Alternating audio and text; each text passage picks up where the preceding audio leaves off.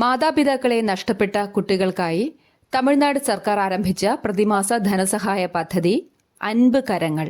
ഈ പദ്ധതി പ്രകാരം 18 വയസ്സുവരെ കുട്ടികൾക്ക് പ്രതിമാസം 2000 രൂപ ലഭിക്കും.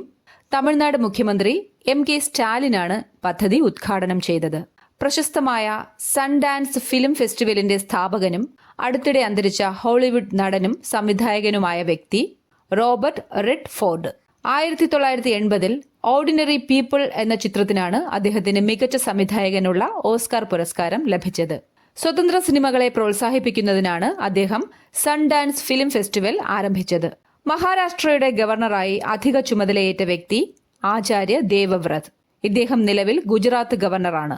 ഇന്ത്യയിൽ ശൈശവ വിവാഹം ഏറ്റവും കൂടുതലുള്ളതും ഏറ്റവും കുറവുള്ളതുമായ സംസ്ഥാനങ്ങൾ: ഏറ്റവും കൂടുതൽ പശ്ചിമ ബംഗാൾ, ഏറ്റവും കുറവ് കേരളം.